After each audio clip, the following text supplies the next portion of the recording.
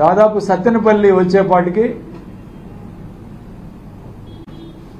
2 గంటలు పట్టింది. అంటే సుమారు 5 గంటలు, ఒక గంటలో వస్తాడనుకుంటే 5 గంటల దాకా కూడా ప్రజలు దారి పొడవునా కూడా బ్రహ్మరథం పట్టే కార్యక్రమం చేశారు. అట్లానే సత్తెనపల్లిలో కూడా విపరీతంగా ప్రజలు ఇవాళ జగన్మోహన్ రెడ్డి గారిని చూడాలి, కలవాలి అని విపరీతంగా ప్రజలు రావటం, స్వచ్ఛందంగా రావటం చాలా గొప్ప విషయం. పోలీసు వాళ్ళు ఏ విధంగా ఆంక్షలు పెట్టారంటే, అంతకుముందు రోజు రాత్రి నోటీసులు ఇచ్చారు. పల్నాడు జిల్లాలో ఇన్ఛార్జీలకే కాదు, సెకండ్ గ్రేడ్ నాయకులకి, గ్రామ స్థాయి నాయకులకు కూడా నోటీసులు అందించే కార్యక్రమం చేశారు. మీరు వెళ్ళొద్దు, జన సమీకరణ జరగకూడదని చెప్పి. అంతేకాదు, కార్లు పెడుతుంటే ట్రావెల్ ఏజెన్సీలకి కార్లకి ఆపే కార్యక్రమం, వాళ్ళకి ఫోన్లు చేసి బెదిరించే కార్యక్రమం. అట్లానే బైకుల మీద వెళుతూ ఉంటే బైకులు ఆపే కార్యక్రమం. మరి కనీసం సత్తెనపల్లిలో మంచినీళ్ళు కూడా దొరికే కార్యక్రమం లేకుండా కనీసం హోటల్స్ మూసేశారు. ఉదయం నుంచి సాయంత్రం వరకు హోటల్స్, రెస్టారెంట్లు, మంచినీళ్లు కూడా దొరకనంత విధంగా పోలీసులు ఇవాళ మరి కట్టుదిట్టం చేసి ఇవాళ ప్రజలను అడ్డుకొని జగన్మోహన్ రెడ్డి గారి యాత్రని విజయవంతం కాకూడదని ఈ కూటమి ప్రభుత్వం పెద్దలు ఎన్ని విధాలు చేయాలో అన్ని అడ్డంకులు పెట్టారు. అయినా సరే ప్రజలు స్వచ్ఛందంగా, గొప్ప విషయం ఏంటంటే జగన్మోహన్ రెడ్డి గారి యాత్రకి ఒక్క కారు పెట్టలేదు నాయకులు ఎవరు కూడా, ఒక్క బైకు పెట్టలేదు, ఒక బైకులో ఆయిల్ కొట్టించలేదు, ఒకరికి భోజనం పెట్టలేదు, ఒక గ్లాసు మంచినీళ్ళు ఇవ్వలేదు. అయినా సరే స్వచ్ఛందంగా వీళ్ళందరూ కూడా జగన్మోహన్ రెడ్డి గారి ప్రేమ అభిమానం, మీద ప్రేమ అభిమానంతో రావటం చాలా గొప్ప విషయం. ఇది చాలా బ్రహ్మాండంగా జరిగిందని చెప్పడానికి నిదర్శనం. ఇది అందరూ కూడా యాక్సెప్ట్ చేసే కార్యక్రమం చేస్తూ ఉన్నారు. అట్లానే 2 వ్యక్తులు చనిపోయారు. సింగయ్య అనే వ్యక్తి చుట్టుకుంట దగ్గర జగన్మోహన్ రెడ్డి గారి కాన్వాయ్ వెహికల్ తగిలి చనిపోయాడని చెప్పి వార్తలు ఇచ్చారు, టీవీ ఛానల్లో ఇచ్చారు. తర్వాత స్వయంగా గుంటూరు ఎస్పీ గారు చెప్పారు, సతీష్ కుమార్ గారు, గుంటూరు ఎస్పీ గారు, జగన్మోహన్ రెడ్డి గారి కాన్వాయ్ తగలలేదు, ఇదొక ప్రైవేటు వెహికల్ దీన్ని కొట్టడం జరిగింది అని క్లియర్గా ప్రైవేట్ వెహికల్ నెంబర్ తోటి సహా ఆయన నెంబర్ తోటి సహా ప్రైవేట్ వెహికల్ తగిలింది. ఆ ప్రైవేట్ వెహికల్ నెంబరు AP26CE001. ఇది ఒక టాటా సఫారీ వెహికల్. ఈ యొక్క వెహికల్ తగలటం వల్ల చనిపోయాడని చెప్పి స్వయంగా గుంటూరు ఎస్పీ గారు స్టేట్మెంట్ ఇచ్చారు. ఆ తర్వాత ఇంకొక మరణం, సత్తెనపల్లి టౌన్లో జయవర్ధన్ రెడ్డి అనే కుర్రవాడు చనిపోయాడు. ఈ కుర్రవాడు సొమ్మసిల్లి పడిపోయి హార్ట్ అటాక్తో చనిపోయాడని చెప్పి ఈరోజు డాక్టర్లు చెప్తూ ఉన్నారు. పర్యటన ప్రదేశం కన్నా ముందు జగన్మోహన్ రెడ్డి గారు రాకముందే ఆయన మరి ఉదయం నుంచి ఏ ఆహారం తినక, ఎండలో మంచినీళ్ళు లేక సొమ్మసిల్లి పడిపోతే అది జగన్మోహన్ రెడ్డి గారి వలన చనిపోయాడు, జగన్మోహన్ రెడ్డి గారు రావటం వలన చనిపోయాడని చెప్పి ఈరోజు చెప్తా ఉన్నారు. ఈరోజు నేను ఒకటే అడుగుతున్నాను, జగన్మోహన్ రెడ్డి గారి కాన్వాయ్ తగలలేదు మొదటి కేసులో, రెండో కేసులో అతను హఠాన్మరణం, ఇతర మల్టిపుల్ కాజెస్, ఏదైనా ఇతర కారణాల వలన కూడా అతను చనిపోయి ఉండొచ్చు. ఆ కుర్రవాడు, అతనికి ఎటువంటి దెబ్బ తగలలేదు, స్వయంగా అతను కూర్చొని సీసీ ఫుటేజ్ కూడా వచ్చింది. అక్కడ సీసీ ఫుటేజ్ సాక్ష్యాలతో సహా మేము చెప్తూ ఉన్నాం. 2 విషయాలు కూడా అతను ఆ విధంగా చనిపోతే 2 హత్యలు కూడా, ఈ యొక్క మరణాలు 2 కూడా జగన్మోహన్ రెడ్డి గారి రావటం వలన జరిగాయని చెప్పి ఈరోజు తెలుగుదేశం వాళ్ళు మాట్లాడుతూ ఉన్నారు. ఆయన వల్లనే చనిపోయారని చెప్తా ఉన్నారు. నేను అడుగుతా ఉన్నాను, ఈరోజు ఈ యొక్క కూటమి పెద్దలకి, తెలుగుదేశం పార్టీ నాయకులకి, చంద్రబాబు నాయుడు గారికి ముఖ్యంగా, గోదావరి పుష్కరాల్లో మీరు ఎంతమందిని బలి తీసుకున్నారు? 29 మంది గోదావరి పుష్కరాల్లో చనిపోయారు. నీ ప్రచార ఆర్భాటం వలన డైరెక్టర్ బోయపాటి సీను డైరెక్షన్ చేస్తూ ఉంటే తొక్కిసలాటకి 29 మంది చనిపోయి 52 మంది గాయపడ్డారా లేదా? ఈ హత్యలకి కారణం ఎవరు? చంద్రబాబు నాయుడు ప్రచార ఆర్భాటం కాదా అని చెప్పి ఈరోజు అడుగుతా ఉన్నాను. అలానే కందుకూరు రోడ్ షోలో చంద్రబాబు నాయుడు ఎన్నికల ప్రచారం 2022 డిసెంబర్ 28వ తారీఖున దాదాపు 8 మంది చనిపోయారు. చంద్రబాబు నాయుడు గారి మీటింగులకి జనాలు ఎక్కువ కనపడాలని ఇరుకు సందుల్లో పెట్టి డ్రైనేజ్ కాలువలు కూడా మీద డ్రైనేజ్ కాలువలో పడిపోయి ఎడ్జి నించున్న వాళ్ళు పడిపోయి సుమారు 8 మంది చనిపోతే దానికి బాధ్యత ఎవరండి? చంద్రబాబు నాయుడు గారు కాదా? అట్లానే గుంటూరులో 2023 జనవరి 1వ తారీఖున చీరల పంపిణీ కార్యక్రమంలో 3 చనిపోయారు. ఈయన ప్రచార ఆర్భాటం, చంద్రబాబు నాయుడు అక్కడికి వెళ్ళి సరైన ఏర్పాటు లేక 3 మహిళలు చనిపోవడం జరిగింది. దీనికి కారణం ఎవరో? అట్లానే మరి మొన్నటికి మొన్న తిరుపతి వైకుంఠ ఏకాదశి టికెట్లు ఇచ్చే కార్యక్రమంలో ఏది మొన్న ముఖ్యమంత్రి అయిన తర్వాత 6 చనిపోయారు. దీనికి బాధ్యత ఎవరు? ఈ కూటమి ప్రభుత్వం కాదా? చంద్రబాబు నాయుడు కాదా అని ఈరోజు అడుగుతా ఉన్నాం. అట్లానే సింహాచలం గోడ కూలి 7 చనిపోయారు భక్తులు. పాపం దంపతులు కూడా ఉన్నారు అందులో, భార్యాభర్త ఇద్దరు. వాళ్ళు ప్రభుత్వ నిర్లక్ష్యం వల్ల చనిపోలేదా అని ఈరోజు అడుగుతా ఉన్నాను. అట్లానే లోకేష్ పాదయాత్ర ప్రారంభించిన రోజు తారక రత్న సినిమా నటుడు చనిపోలేదా?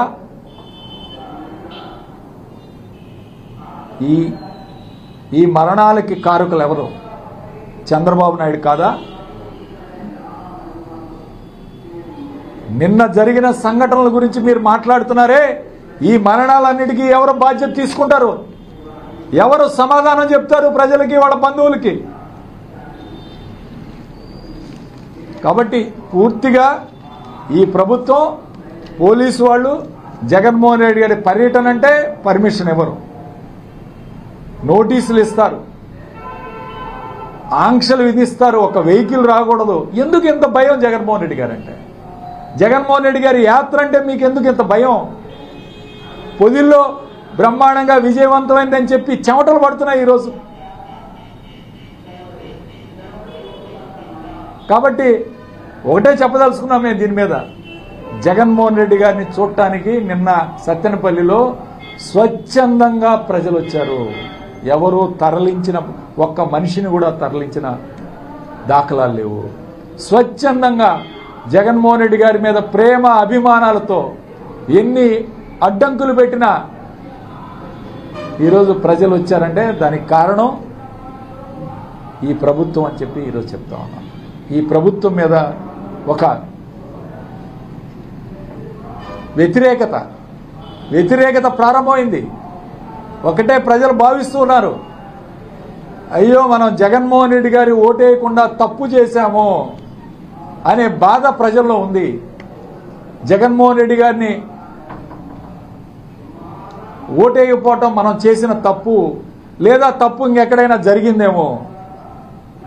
ఈ 2 విషయాల్లో కూడా ప్రజలు ఈరోజు బాధపడుతూ ఉన్నారు. ప్రజలు ఇవాళ ఎంతో బాధతో మళ్ళీ జగన్మోహన్ రెడ్డి గారిని గెలిపించుకోవాలని, అయితే ఎలక్షన్లు సమీపం లేవు, అయినా సరే జగన్మోహన్ రెడ్డి గారి వెంట నడుద్దామని చెప్పి ఈరోజు ప్రజలందరూ స్వచ్ఛందంగా ప్రేమ అభిమానాలతో ఈరోజు సత్తెనపల్లి రావటం జరిగింది, రెంటపాళ్ల గ్రామానికి రావటం జరిగింది. మరి రెంటపాళ్ల గ్రామంలో ఉదయం 9 గంటల నుంచి సాయంత్రం 6 గంటల వరకు మంచినీళ్లు దొరకకుండా పోలీసులు ఆర్ఓ మినరల్ వాటర్ ప్లాంట్స్ని క్లోజ్ చేశారు, షాపుల్ని క్లోజ్ చేశారు. ఏమీ దొరకకుండా అసలు పూర్తిగా కట్టుదిట్టం చేసి వాళ్ళ ఎంత స్థాయికి దిగజారారో ఒకసారి ఆలోచన చేయాలా. ఈరోజు ప్రజలు సరే వచ్చారు, వచ్చిన వాళ్ళకి కనీసం తాగడానికి మంచినీళ్ళు అనేవాళ్ళు కదా, మంచినీళ్ళు లేవు. సత్తెనపల్లిలో ఒక హోటల్ తెరవలేదు. ఇంత దారుణంగా ఎందుకు ఈరోజు ప్రవర్తించాల్సిన అవసరం వచ్చింది అంటే జగన్మోహన్ రెడ్డి గారి యాత్రను విఫలం చేయాలి, జగన్మోహన్ రెడ్డి గారి పర్యటనని విఫలం చేయాలి అని ఏకైక లక్ష్యంతో ఈరోజు ఈ యొక్క కూటమి ప్రభుత్వం, అది మరీ పోలీసులు మరీ అత్యుత్సాహం. ఎస్పీ గారు చెప్పారు ఆ గ్రామానికి మేము 3 వెహికల్స్ తప్పితే పంపినని. మేము కూడా దాన్ని యాక్సెప్ట్ చేశాం. మేమందరం దిగి, మాజీ ఎమ్మెల్యేలు నాయకులు అందరం దిగి రెంటపాళ్ల గ్రామంలో రోడ్డు మీద దిగి నడుచుకుంటూ వెళ్ళాం. మేము సహకరించాం పోలీసు వారికి.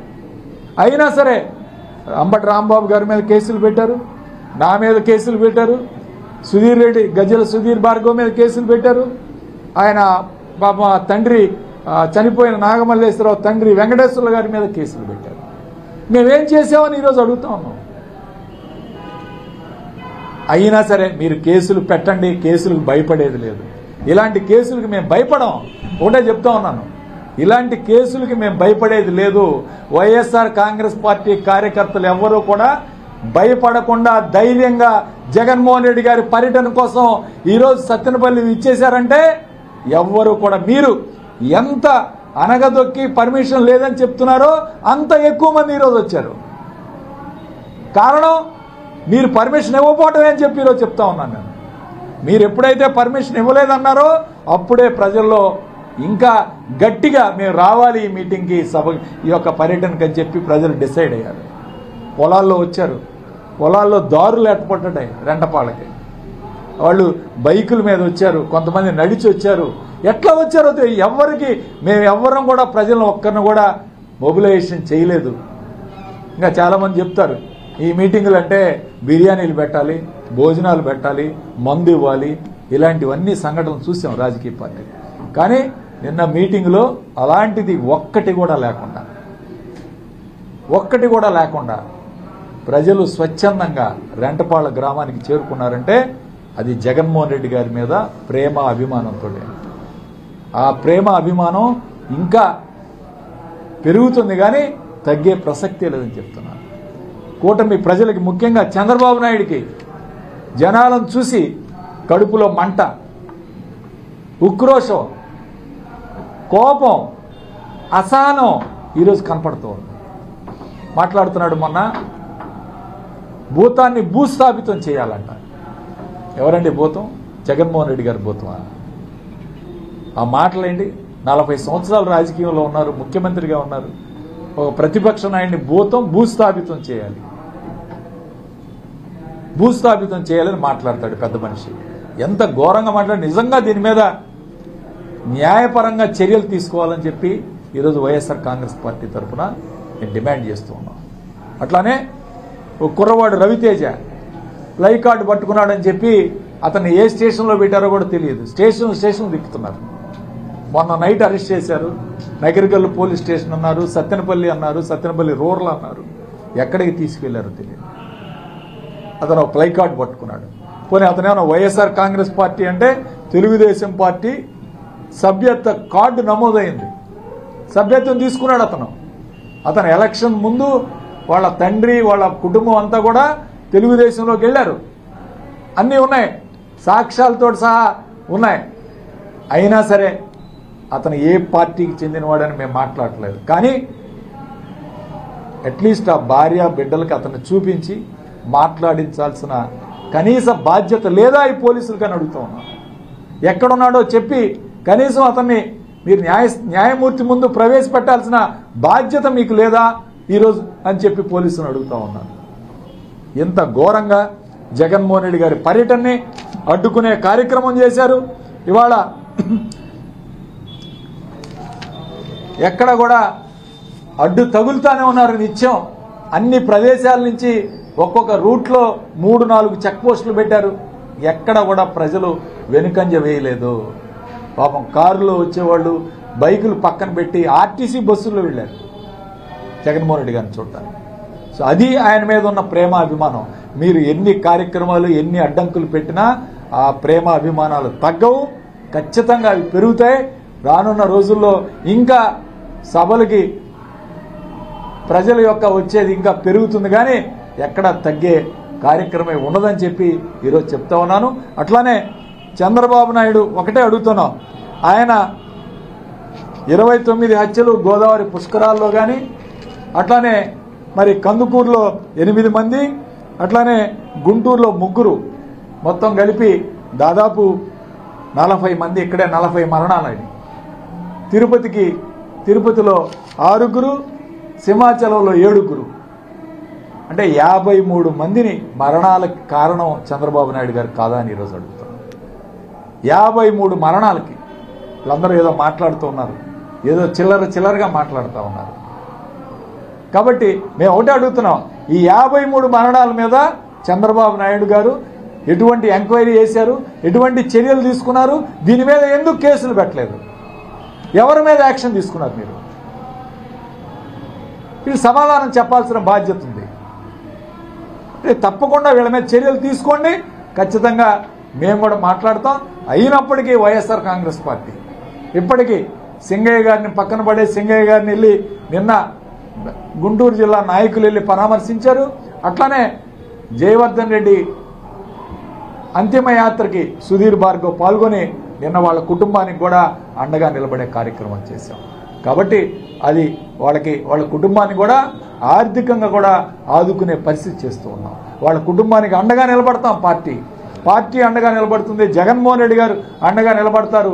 వాళ్ళ సింగయ్య కుటుంబాన్ని కూడా నిన్న పరామర్శించారు. ఖచ్చితంగా మేము ఒకటే చెప్తా ఉన్నాం, ఎవరైనా సరే వైఎస్ఆర్ కాంగ్రెస్ పార్టీ ఈ యొక్క పొరపాట్లు ఏమన్నా ఉంటే వాటి వలన ఎవరైనా ఇదైతే ఇబ్బంది సరైనా సరే మేము వెళ్ళి వాళ్ళని ఆదుకునే పరిస్థితి చేస్తాం. కానీ మీరు ఇంతవరకు ఈ మరణాలకు కారణం కూడా చెప్పలేదు. ఈ మరణాలు ఎవరి వల్ల జరిగినాయి, ఎవరి మీద కేసులు పెట్టారనేది కూడా ఇంతవరకు ప్రజలకు సమాధానం చెప్పలేదు.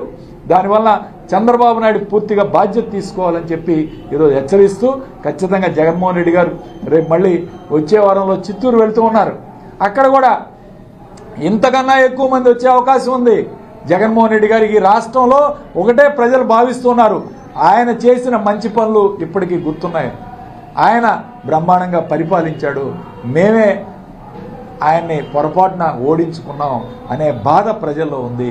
ఖచ్చితంగా దాని భవిష్యత్తులో మంచి ప్రజాదరణ ఖచ్చితంగా లభిస్తుంది. ఇంతకన్నా రెట్టింపు ప్రజలు ఆయన యాత్రకు వస్తారని చెప్పి తెలియజేస్తూ, మీరు ఎన్ని ఎక్కువ అడ్డంకులు పెడితే అంత ఎక్కువ మంది ప్రజలు వస్తారు. కాబట్టి పోలీసులు ఇప్పటికైనా ఆలోచించుకోవాలి, మీరు ఎంత కట్టడి చేస్తే దానికి రెట్టింపు జనాలు వస్తారు. పోలీసులు పూర్తిగా ఇందులో విఫలమయ్యారని చెప్పి తెలియజేస్తూ సెలవు తీసుకుంటారు.